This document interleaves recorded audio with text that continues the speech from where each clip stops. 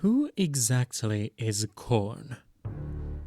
Khorne is the chaos god of war, rage, blood, and skulls. His realm is a barren wasteland of fire, with a citadel of brass at its heart, where Khorne sits upon a brazen throne upon a mountain of skulls. Each kill in combat feeds him, for Khorne cares not from whence the blood flows, only that it does. Needless to say, he's not amongst the most pleasant of folk. But how did he become this way? What developments in Warhammer history led to Khorne, his devotees, and his demons to being the way they are today? I wanted to know that too, so today I'm taking a trip down the bloodiest memory lanes you ever did see. Please do note, however, that this is not a comprehensive history of Khorne. I want this video to at least be somewhat manageable, and going through the entire development history of the God of Blood would take far too long. This will be the broad strokes, so excuse me if I don't mention stuff like the 2008 Apocalypse rules for Angron, or the fact that Doombreed was the standard demon's army leader in 2nd edition 40k. Okay? Cool, let's do this. Warhammer Fantasy Battles was released in 1983 and was more of a system of getting players to mash their highly detailed Citadel minis together in a role-playing and wargaming sense than it was a developed setting. But it did have some hints of what the setting would turn into, in things like mentions of the Goblin Wars, and a tiny hint of what would come to be the Blood God, in the form of the terrifying winged demon by the name of the Balrog. It was called a Balrog. I guess the Tolkien estate wasn't that keen on grabbing royalties from a tiny Nottingham-based wargame at the time. Kind of ironic how full circle GW has come with the Balrogs in Middle-earth strategy battles game. Anywho, the Balrog was a massive winged demon, wreathed in fire, and armed with a demonic blade and a whip, mostly because that's what the mini itself had. These days the rules for what weapons a unit would have were a lot more relaxed, boiling down to, what does the mini physically have? This could also have been a fun challenge to people to customize their minis, though it also could have been very dangerous if you allowed for, say, a tiny little goblin wielding a claymore 2 times his physical size. The Balrog made another appearance in 1983's Forces of Fantasy books, Volume 3, Battle Magics, as a summonable monster accompanied by this lovely piece of John Blanche art. Most of the info here seems to match up pretty well with the stats from the core rulebook, but also, by the Skull Throne, 1500 points! That is one expensive thing. This did not, however, give us any more lore from Khorne. Our next Khornate appearance would be in 1983's release Citadel Presents Brian Ansel's Chaos Marauders, and specifically this guy, Cormonti of Khorne, the evil High Priest. We do not, however, get any new lore for who or what Khorne is. It could be a god, it could be a place. For more information, we would have to wait until 1985's Citadel Journal 2. The Regiments of Renown article in this issue featured, front and center, a cult of robed fanatics called the Disciples of the Red Redemption, said to have been born during the religious wars between the men of the West and the people of Arabe, founded by a person named Erroneous. Erroneous, huh? Guess the writers didn't think his choice was particularly good. I'm gonna call him Irenaeus to make him sound less, daft. Anywho, this Irenaeus discovered a tome that held the truth. Irenaeus was overwhelmed by a feeling of physical, mental, and spiritual redemption. The book was a sacred scripture dedicated to and revering the chaos god of Khorne. Khorne, the black god of battle, the dark lord of slaughter, the thirsting god of blood. The Disciples of the Red Redemption seem to be a very deliberate reference to Brian Ansel's older sci-fi skirmish game Laserburn, wherein the Redemption, also known as the Red Redemption, were one of the greatest threats to humanity under the rule of the Imperium, because Laserburn has an Imperium too. Snipe and Wib made a good video about them, I mentioned that in a previous episode.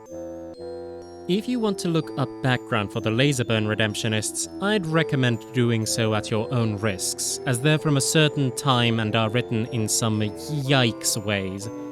They are, however, referred to as pretty tough hombres in regard to the members of the Inner Circle who flay themselves alive and replace their skin with a metal carapace. This I mention because the Warhammer Fantasy Red Redemption seem to charge into battle wearing masks of iron, possibly in reference to the older Laserburn Redemptionists. And to cover all bases, it is more than likely that the Cawdor Redemptionists of Necromunda were an evolution of the religiously fanatical Red Redemption of Laserburn, though with less worshipping Khorne compared to their fantasy counterparts. But at least these days Necromunda has the Corpse Grinder cults if you want some Khorne worshipping cultists. This Citadel Journal article is also one of the earliest depictions of the Blood God symbol, which has barely changed, merely adding the cute little teeth to the bottommost line. In the 3rd edition core rules of Warhammer Fantasy Battles, a bestiary at the end of the book features rules for demons of varying kinds, lesser and greater, servants and familiars, winged and not so winged. But the book makes sure to remind the readers that this was only giving vague outlines of the massive demonic menagerie you'd be getting in the upcoming Realm of Chaos release. Realm of Chaos books had been teased since the Citadel Compendium in 1983, but it would be 3rd edition fantasy, as well as a few other things, that would truly get the Realm of Chaos tomes. Anyway, the bestiary in the 3rd edition rulebook gave a few examples of what kinds of demons one could make using the stat lines, such as the demonic servant types of Warhound and Steed, the lesser demon types of Gargoyle and Angel, and, importantly for us, the greater demon Baal Ruch, using that same John Blanche Balrog art from the 1st edition. Guessing GW started getting a little bit more wary of using such an identifiable name as Balrog. This, however, would not be a lasting name for this winged, fiery, whip-wielding greater demon. For that, we would need to wait a year. But before we do that, let's take a bit of a gander into the future. The grim, dark future. In 1987, Warhammer 40,000 was released, and, as I'm sure many of you will be aware at this point, Chaos was completely absent from the original release, and many subsequent books. Things did, however, begin changing in the 1988 release of chapter-approved Book of the Astronomicon. In here, alongside the history of John Blanchesian and the background of the most well-known and notable Space Marines chapter, The White Scars, is a little lore blurb that reads as follows. The Horus Heresy is reckoned by many to rate as the greatest single disaster ever suffered by the Imperium. The specific details of the heresy are known only to the Emperor, but its broader history is the stuff of popular legend.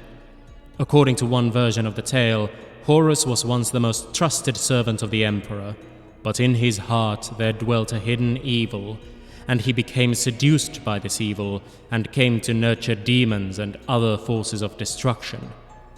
Horus marched upon Earth with a third part of the hosts of the Imperium, which he had seduced to his purpose.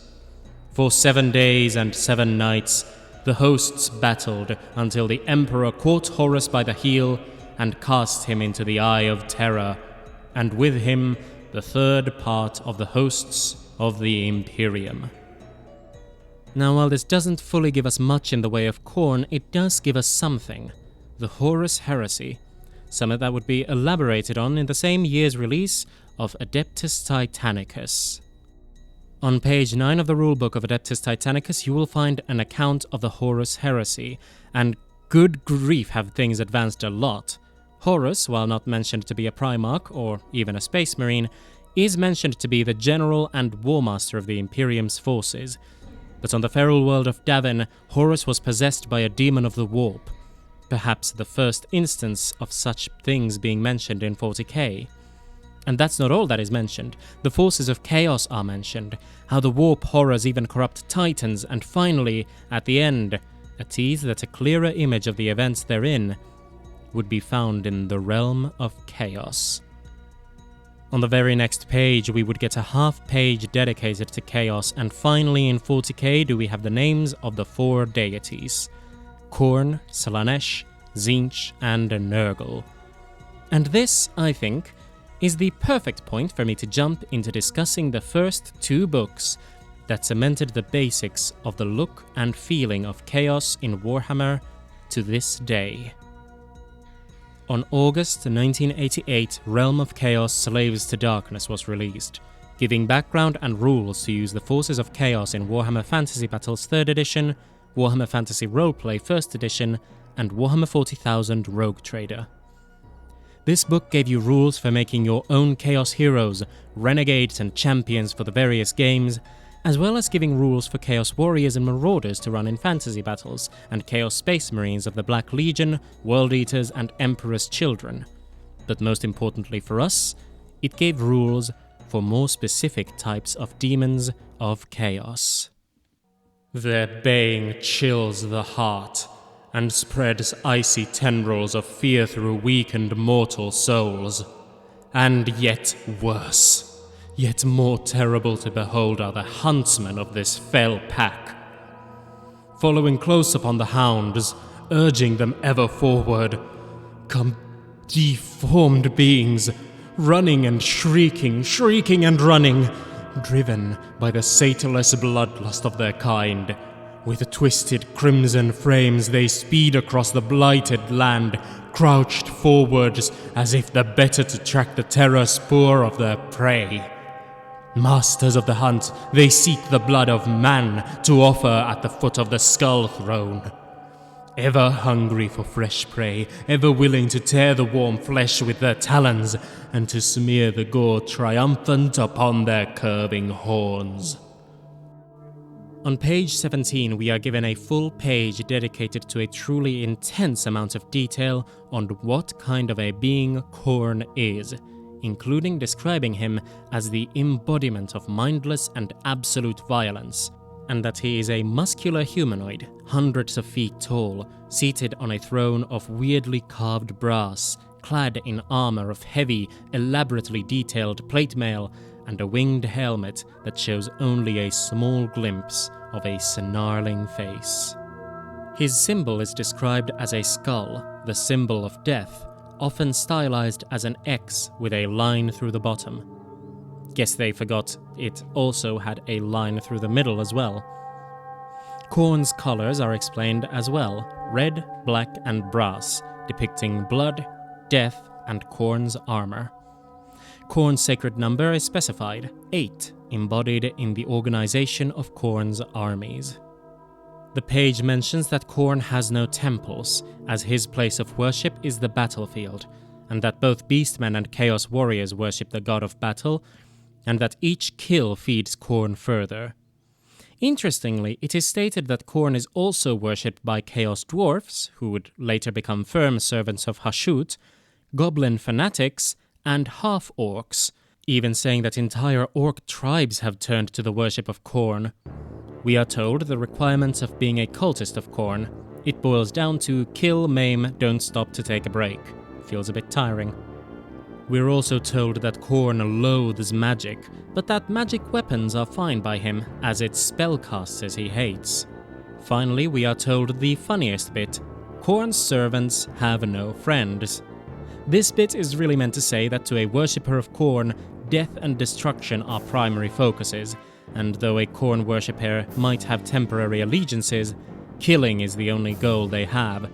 Because I do have this image of a Khorne berserker sitting sadly in an empty sandbox with no friends to play with. Okay, now I'm actually sad. After a bit to talk about demonic names and demonic abilities, we are introduced to the servants of the Blood God, his demons. Leading the hosts of Khorne are his greater demons, and this is finally where we say goodbye to Balrogs, or Balruchs, I guess. Instead, we have the Bloodthirster, a massive winged monster armed with a demonic axe of Khorne and a lash of Khorne, clad in demonic armor of brass and soaring in the sky with bat-like wings. The Bloodthirsters are described as taller than a man, with hooved feet, horned dog-like faces, and gore-drenched fur. Notably, their eyes are described as pure white with no visible pupils. I have not adhered to this, instead going for a glowing orange on all my Khorne demons. Their claws and horns are also described as looking like blackened iron. Serving as the foot soldiers of Khorne's demonic hosts are the Bloodletters, sinewy red imps, easily identified by their elongated craniums, long horns crowning their heads, serpentine tongues hanging from their mouths, and a lanky shape, as if they were made of only muscle and no bones at all. It is stated in this book that the greatest of Khorne's servants may become Bloodletters, something that is contradicted later, as mortals cannot become pure demons, but can ascend to demon princehood. Bloodletters are described as being filled with endless ferocity, and some are capable of riding juggernauts into battle. And speaking of, juggernauts are the steeds of the blood god. This book describes them as having the faces of bull gods? I think they meant bulldogs. Anywho, they have sturdy bodies, though are more well armored on the front. Their girthy bodies are held up by powerful limbs. This seems to be before the juggernauts became holy metal monstrosities. They look adorable. There's a reason I call mine a combat moomin. Finally, fleshhounds are the blood god's hunting beasts. Sinewy and swift, these blood-soaked canines are distinguished by their massive frills framing their heads. Each fleshhound also wears a collar of brass around their neck. These collars of Khorne are essentially magic nullifiers, and while they are born to hunt and track all prey, wizards are the fleshhound's favorite targets. Along with the standard rules, this book also gave rules for massive multi-day games of demonic legion battles, where two legions of demons and their mortal servants would clash in the Chaos Wastes. These battles would see each player field armies of thousands of points, and perhaps the most insane part about this was their rules on greater demons. Your limits on how many greater demons you could have? Well, that's up to each player to decide between one another, but the maximum number would be their patron god's sacred number. The kicker? Greater demons cost nothing in Demonic Legion games, so alongside your 5,000 points of demons and marauders, you could have 8 free bloodthirsters flying around causing havoc. In 1992, the 4th edition of Warhammer Fantasy Battles was released, followed a year later by the 2nd edition of Warhammer 40,000. These editions of the game were quite different from the previous edition, and thus required new army lists. However, these army lists had gotten massively expanded in the previous edition, and so, while initially they released get-you-by army rules to build lists with, they soon began releasing bespoke army lists for each unique faction, starting in 1994 with both Warhammer Armies Chaos for Fantasy, beginning the army book system, and Codex Space Wolves for 40k, starting the Codex system. Alongside the release of Warhammer Armies Chaos, 1994 saw the release of an updated look for Bloodletters and Fleshhounds. I'm going to make a separate video talking about each update to the Khorne Demons miniature lineup separately, so I'll just bring these up when relevant and focus on the lore add-ons. For 4th edition Fantasy, we got 2 new characters. Arbal the Undefeated is a mighty champion of Khorne who rides upon his very good and apparently size-changing Fleshhound, the Hound of Khorne, to cleave the foes of the Blood God with his mighty axe. He's the favoured of Khorne and is granted the gift of the Destroyer, allowing him even more murderous abilities in combat. He also has a special rule where, if he is defeated, Khorne is so pissed off at him that he's immediately turned into a spawn. Unfortunately, this means the Hound of Khorne returns to his master, so no spawn riding on Fleshhounds. Such a rigmarole won't have to be undertaken for Sila Unfingrim, the spawn of Khorne. Sila's story is a bit more tragic, having been an example of the Chaos Gods not really understanding human physique.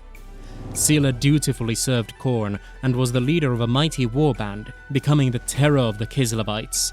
But his might was such that he kept receiving gift upon gift from Khorne, until the blessings became such that his mind broke, becoming a chaos spawn. His lieutenant, One-Eye Urlock, placed a collar of Khorne around Sila's neck, becoming his handler as well as the warband's Khorne champion. This too is represented in-game, as Sela being controllable in the same way any monster is. In 40k2 things have been changing. Since Slaves to Darkness, the second Realm of Chaos book, The Lost and the Damned, filled in the lore of the Horus Heresy, including the concept of Primarchs, and a list of all known Primarchs, including Angron of the World Eaters. And so, things evolved for the Servants of Khorne as well. By the time of 1996's release of Codex Chaos, another demon had received an update, the Juggernaut. Now much more mechanical, with more rivets and pistons than the previous Moomin-looking Jugger, this looked more like it was a constructed monster than the previous version. This was accompanied by new lore, explaining the Juggernauts to be neither machine nor beast, but the terrifying amalgamation of both, with brazen flesh and blood of magma. This design would stick around and would be made famous as the mount of a Khornate Chaos Space Marine Lord, something we would see again. Codex Chaos also saw a new character added to the service of the Blood God in the form of Khorne the Betrayer. Unlike many who would come after, and even many who came before, Khorne's backstory has hardly changed whatsoever. He was a member of the World Eaters since the very beginning. He was counted among the dead during the siege of the Imperial Palace, yet miraculously survived, as if Khorne himself breathed life into the Berserker's corpse. The backstory of his added name, Betrayer, is explained here as well. On the demon world of Scalathrax, the World Eaters and Emperor's children came into conflict, but the planet's nights were so freezing cold that even the enhanced vitality of a space marine, even one empowered by the ruinous powers, could not survive outside of shelter.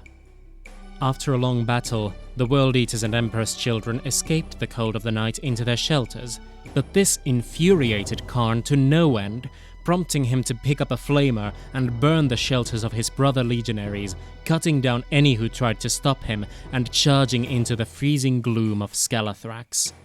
This act shattered the Legion, and it has not recovered since. The same year saw the release of the 5th edition of Warhammer Fantasy Battles, and the next year saw the release of Warhammer Armies Realm of Chaos, sometimes called Realm of Chaos 2nd edition. The lore was fairly unchanged, though with a few stories added, and some lore blurbs about stuff like the Skulltakers warband led by one Lord Shamon.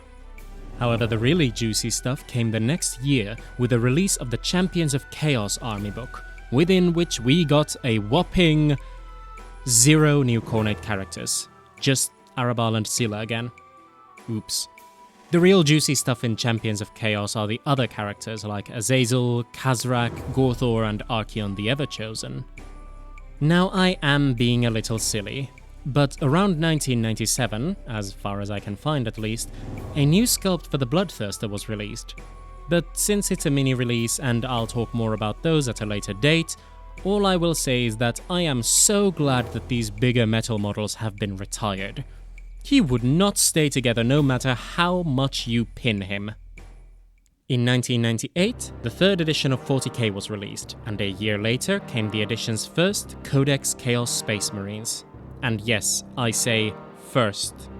This codex did not see much in the way of new stuff, beyond Raptors and Obliterators. Even the Khorne Berserkers were still holdovers from 2nd edition, although a new Chaos Space Marines box would be released in 1999 with an added upgrade sprue for Khorne Berserkers, which stuck around until 2022. But in 2000, Warhammer Fantasy got a 6th edition, and in 2002, both the 2nd Chaos Space Marines Codex for the 3rd edition and the 6th edition Warhammer Armies Hordes of Chaos were released.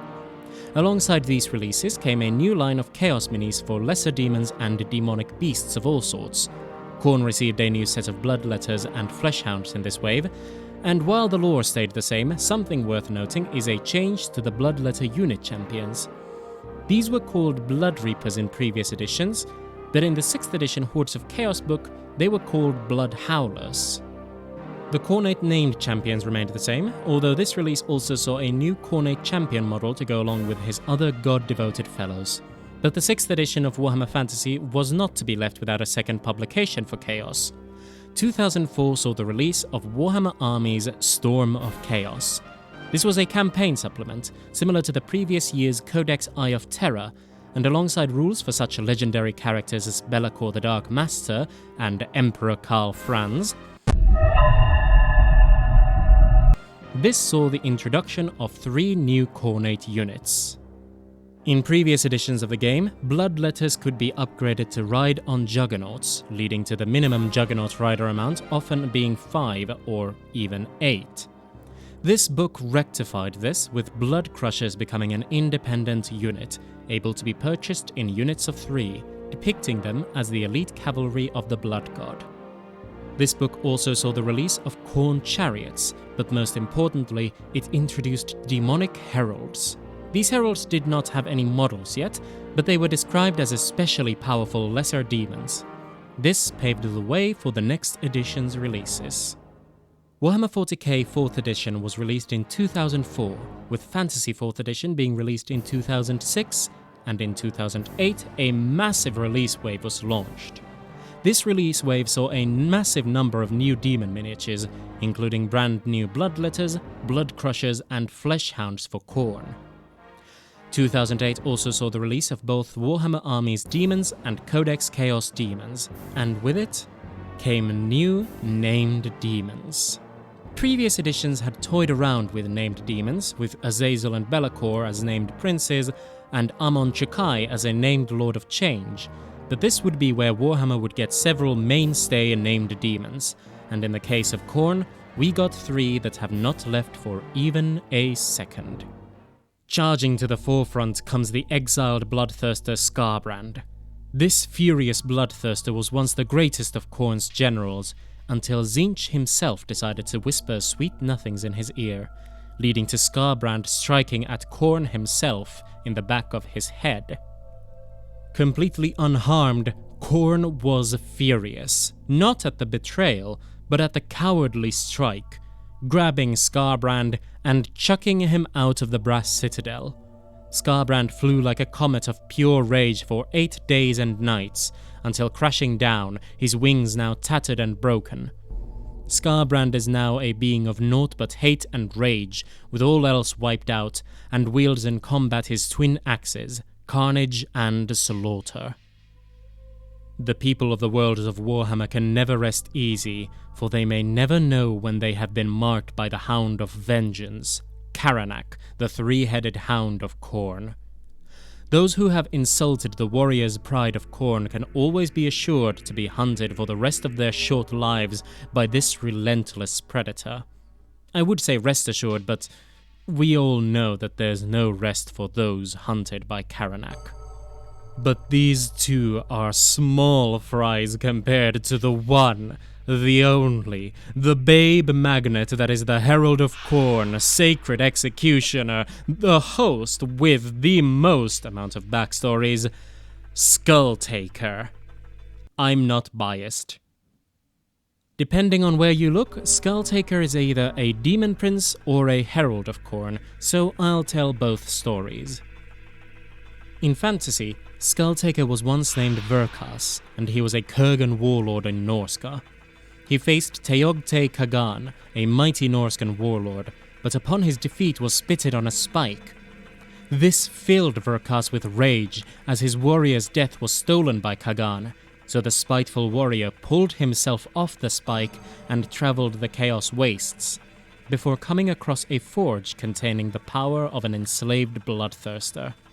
It tempted Verkas with power, and the warrior agreed, being gifted with chaos armor, regeneration, and a new name, Skulltaker.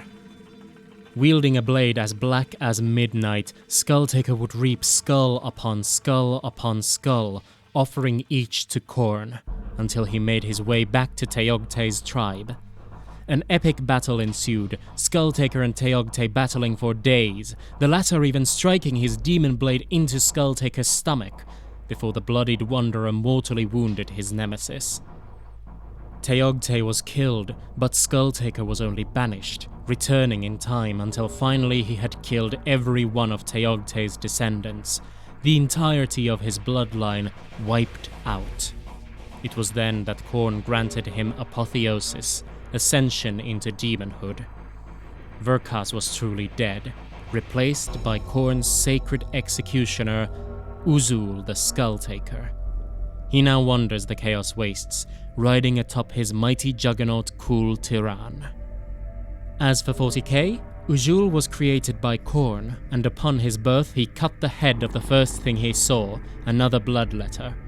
As he slew enemies, decapitating them and offering them to Khorne, the blood god saw Uzul with more and more favor. Until, upon the delivery of his 888th skull to the Skull Throne, whereupon Khorne named Uzul his sacred executioner, his Skull-Taker. Regardless of the tale, Skull-Taker travels the realm, challenging warriors to single combat, ending in the decapitation of his foe. He has the form of a bloodletter, though an exceptionally large one, clad in shoulder pads of brass and black metal. Adorning his 4 horns are skulls at the tip of the top pair, and he's clad in a cloak with the skulls hanging off hooks along the cape. Only his most worthy foes get to be mounted on his cloak of skulls. Soon after this release, both the 4th edition of 40k and the 7th edition of Fantasy were brought to an end. In the case of Fantasy, the common joke is that it was due to the Demon's Army book being so overpowered that GW saw fit to make a new edition instead. Indeed, back when I first played Fantasy, our local wargaming group had a rule of playing with 7th edition rules, but with 6th edition army books. When I failed to fit in enough minis into my Demon's Army, my opponent offered to let me play with a 7th edition book. I am glad I didn't, and that I found the Storm of Chaos book, since at the game I was informed of the absolute insanity of the 7th edition army book. But, whatever the reasons, 5th and 8th editions were released shortly thereafter. The 5th edition of 40k did not have a Chaos Codex in any form, and the game received its 6th edition in 2012.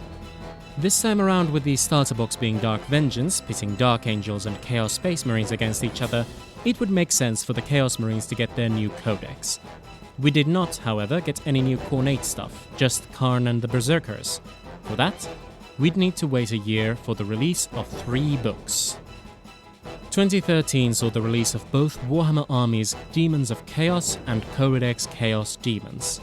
And these tomes both added something fancy for Khorne: war machines. Built around the same set were the Skull Cannon and the Blood Throne. We'll talk about the big gun first. The Skull Cannons are said to be built at the Forge of Khorne himself, perhaps even being forged personally by the Blood God. Similar to the Juggernaut, they are metal-wrought beasts, though these ones can be called, more than Juggernauts, demon engines. They are ridden by a pair of bloodletters who oversaw the creation of the mighty steed, and now guide it to bring death to the Blood God's myriad enemies. This, one would imagine, is an easy task. The Skull Cannon wants blood. It wishes to feast on the skulls of its foes. I'd suspect wrangling it into actually firing at a foe is a harder task than getting it to charge the enemy. The cannon charges into combat, and those that aren't trampled under the brazen wheels of this monstrous contraption are fed to the gaping maw at the front. Apparently, the Skull Cannon also has a butt, because all the gore and splintered bone are excised from the rear, but the skulls are retained in the cannon atop, only to be fired at foes at a later date. More dreadful is the Blood Throne, fastened to the back of the same demon engine. The Blood Throne is built in the image of the mighty seat of Khorne himself, and is granted only to his most faithful of heralds. The herald sits upon the throne, giving praise to the Blood God with roars of rage, and commands to crush his enemies, reaping a bloody harvest with his blade of blood. The Blood Throne is always attended by a pair of bloodletters at the foot of it, who will further cut down opponents with their hell blades. Fittingly, for the most favoured herald of the Blood God, Skull-Taker can let Kul Tiran take a little rest and take a joyride on the Blood Throne.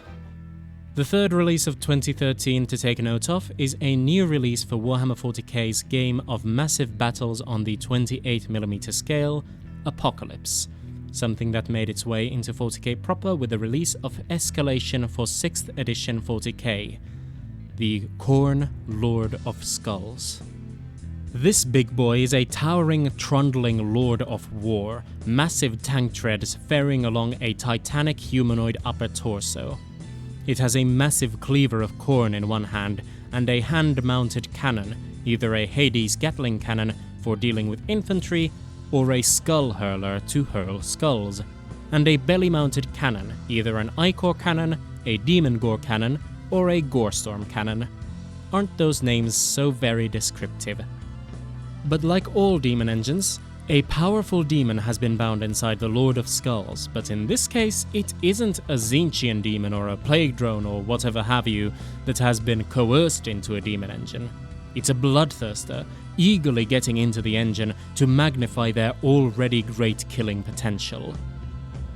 I've kind of been neglecting two aspects of GW's releases over the years, those being Epic and Forge World. Both of these have some pretty interesting releases, especially for Khorne. In 1992, alongside the release of Renegade, which gave rules for Eldar and Chaos Forces for Space Marine 2nd Edition, we had some Chaos releases. The basic idea of Chaos from the very start of Epic was being able to use Imperial Titans and Space Marines to fight each other, with the excuse of, the others are traitors, so it's okay. But demons are an important aspect of Chaos, and so each god got their own demons, specifically 2 sculpts of greater demons for each god, a lesser demon, and a demonic beast. That means Khorne got 2 sculpts of Bloodthirsters, a Bloodletter, and a Fleshhound. But they also got something else, something huge. Angron. Yes, this was the first time Demon Primarchs got miniatures, each getting their releases at the same time. Also, funny how Fulgrim has barely changed over the years. But our focus here is Angron. This miniature seems to have some hair on his head, which could be interpreted as the butcher's nails, but could also just literally be a full head of hair on our angry, very naked boy. He's also wielding the Black Blade of Khorne, something he had until the Battle of Armageddon, after which he would get new weapons, but that's a spoiler. That wouldn't be all, however, as Khorne would be receiving some demon engines for Epic as well. The biggest was the Lord of Battles, a clear predecessor for the Lord of Skulls, with only some minor differences like lacking a belly gun. Besides that, we had the Cannon of Khorne, possibly a predecessor to the Skull Cannon, the Cauldron of Blood, not to be confused with the Dark Elf thing, and the Tower of Skulls. The Cannon and Cauldron actually received officially licensed resin reinterpretations by Armacast, a US-based company that still makes terrain for wargaming. They don't do Warhammer stuff anymore, they lost that license in the late 90s. The next year saw the release of 3 more demon engines, the Brass Scorpion, the Doom Blaster, armed with 4 huge mortar cannons, and the Blood Reaper, which can only be described as having a few weapons. These were joined by the first bespoke-ish Chaos Titan, the Bane Lord, a Khornate upgrade to the Warlord Battle Titan, which got a head-mounted cannon, a Doom Fist, and a spiky tail. Epic's Khorne releases end there, but sometime in the turn of the millennium, we got the release of Games Workshop's premium resin miniature studio, Forge World, and around 2007, Apocalypse was released, giving rules for massive battles using your Forge World miniatures, and other 40k minis. Sometime around this time, we saw the release of the Greater Brass Scorpion, an update on the Brass Scorpion design from Epic, though what makes this one greater eludes me. Is it bigger in universe? Is it the physical size of the mini? The price tag? The crisp detail and gorgeous paint job that makes me want to sneak into Warhammer World and steal this thing for myself? Who knows? A few years later, we would see the release of the 3rd book in the Siege of Rax campaign for Imperial Armor, and with it we got some new Khornate rules. The miniatures these rules were for could have been around for longer, but unfortunately I do not know where to look to confirm this.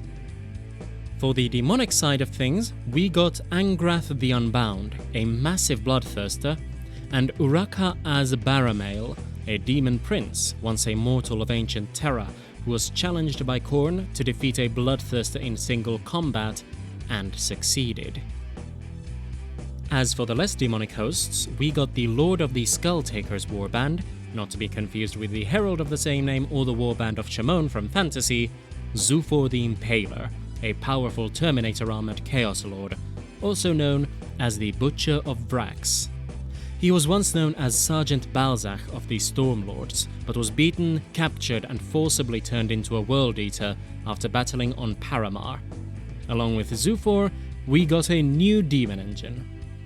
Sort of. I need to take a trip back to 1992. In 1992, alongside new Khorne Berserkers and a Berserker Lord on Juggernaut, we were gifted this thing, a Blood Slaughterer Robot of Khorne. Propelled forward by 2 wheels of blackened iron and brass, the Blood Slaughterer charged into battle, armed with a pair of chest-mounted heavy bolters, a chain axe and a lash of Khorne, and protected by a demonic aura. This unit was removed from Chaos armies with the release of Codex Chaos in 2nd edition. The rules for it still lingered in the Codex Imperialis rules for the start of 2nd edition. In the Siege of Vrax, we would finally find an updated look for the Blood Slaughterer, and it's different. A tick-like demon engine, the Blood Slaughterer was armed with paired Slaughterer blades, and would charge into enemy lines with a terrifying speed and insane fury.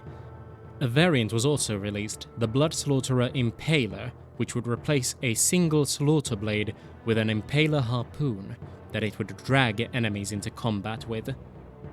The final Forge World Khornate demon engine we got would be in 2015 with an upgrade kit for the Lord of Skulls to make the Khitan demon engine.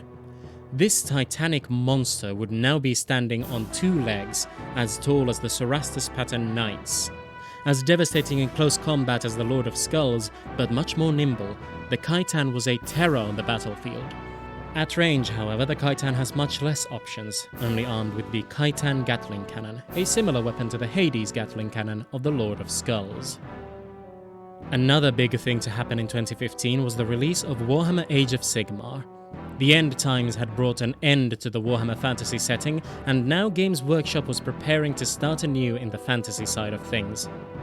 The first edition of AOS had its problems. I am not qualified to talk about them, I wasn't there.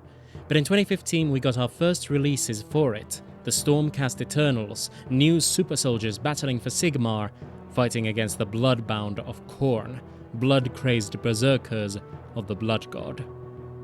Along with this new army we got a wide range of new miniatures, Blood Reavers, insane servants of the Blood God seeking to impress their superiors, Blood Warriors, mighty proven fighters with a lust for blood, Skull Crushers, servants who have proven themselves to Khorne and have thus earned the right to ride upon juggernauts, lords and priests of Khorne in many forms, and most importantly, an update and a jump to plastic for the Bloodthirster. This update did not just come with a new look for the Bloodthirster, but also new weapons options. A Blood Flail to replace the Lash of Khorne, or a Great Axe of Khorne in case the standard axe and whip wasn't enough killing power. These new Bloodthirsters also got new titles depending on their weapons. Unfettered Fury for those with lashes, Insensate Rage for those with great axes, and Wrath of Khorne for those with a blood flail. An upgrade kit to build Scarbrand was also released. Another name change was for the Heralds. Heralds of Khorne on foot were now Bloodmasters, mounted on a Juggernaut made them Skullmasters, and though a change that would come later in 2023, mounted on a Blood Throne made them Rendmasters. 2018 would see the latest Demon Miniatures update with Karanak, Fleshhounds and Skulltaker getting new sculpts, and roughly around 2016 would see the release of an updated miniature for Khorne as well. But in 2022, 40k would get its biggest addition to Khornate lists since the introduction of Khorne to the game. The World Eaters would become a standalone faction. While they would still have access to the standard Chaos Space Marine things of Terminators, Rhinos and Land Raiders, and Mauler and Forge Fiends, they would also get their own things. Khorne Berserkers got new sculpts of course, now with new heavy eviscerators, as Berserkers don't particularly carry anything ranged beyond a pistol. For some new stuff, they would get Jackals, blood-crazed cultists, who charge the enemy lines with insane vigor, even going so far as to use World Eater blood as a way to enhance their battlefield prowess and bloodlust. Their most lucid and skillful would be inducted into the ranks of the Goremongers, who modify their bodies to emulate the form of their angels, the Bloodletters of Khorne. If you want the opposite end, having some super elite infantry, might I guide your attention to the Eightbound. Possessed by 8 lesser demons of Khorne that are constantly vying for control, it is the duty of the warrior possessed to retain power over his own mutated body. On rare occasions, these 8-bound are able to defeat a demon inside themselves and become one with it. It is then that they become Exalted 8-bound, more powerful than they have ever been in their previous lives. 2 new leader characters were added to the World Eaters lineup, one named, one generic, the Lord of Khorne, mounted on a Juggernaut. All Berserker Lords have earned the right to mount a great Juggernaut of Khorne, and thus ride into battle on this steed of brass and hate. And among the mightiest is the named Juggerlord, Lord Invocatus. Riding on his Juggernaut Kal Guruth, Lord Invocatus has become a terror on the battlefield. He's able to control his Ragefield mount with the Bloodstorm Helm, and wields in battle a mighty chain axe, the Coward's Bane, and the bolt pistol Trickster's Doom, and always prefers to charge at his opponents head-on. But of course, this all was nothing compared to the return of the monster that had twice attempted to take the world of Armageddon, Angron the Red Angel, Demon Primarch of the World Eaters.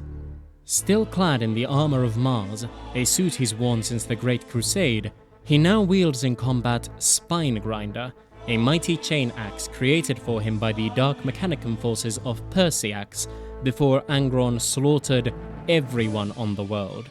And Samniarius, a demon sword Angron forged himself.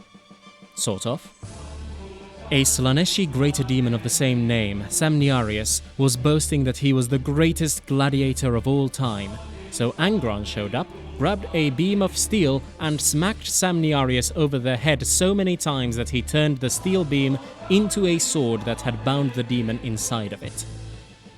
In 2025, the World Eaters received their latest new miniature, the Slaughterbound, leader of the 8-bound. When an 8-bound champion is able to defeat and bind a bloodthirster inside themselves, they are elevated to the title of Slaughterbound. Khorne is a simple being, yet his lore is deceptively deep, and his history in the games of Warhammer surprisingly long. And despite design changes over the years of Warhammer's existence, Khorne has remained surprisingly consistent. Even his icon from 1985 has remained functionally the same, something that can't be said of all things, Nurgle, the god of stagnation and, fertility. One day I would certainly want to get myself the Disciple of the Red Redemption to see what these early Khornate servants were like. Of course, I don't particularly have a lot of use for them, my Chaos Warrior force is pretty much entirely Slaanesh focused, but who knows, maybe I'll pop them in for my Blood Secretors to lead. And my World Eaters desperately need more Berserkers. I know I've dug myself this hole I'm in with all the demon engines, but goddammit, big evil robots are cool. In Age of Sigmar, Khorne is in a pretty good place. Sure, he doesn't really have many shooting options, but when has Khorne ever been about the shooting options? The model line is very good, with some disturbingly smooth Deathbringers, giving off a similar feeling to the Chaos Warriors of old. As for 40k, even in 2022, the World Eaters release felt lacking, and with the decision to give them only a single character and fold in the demon line into the World Eaters army, that problem has not been made any less evident. Strangely, it felt like the World Eaters were in a better position when they were just one aspect of the Chaos Space Marines army. The lack of bikers, assault marines, and lords on foot is really hurting them. In fact, in 9th edition, when the World Eaters were released, the Imperial Armor update let them take Forge World's Vindicator Laser Destroyer and Whirlwind Scorpius tanks, which was strange because they could not take normal Vindicators or Whirlwinds.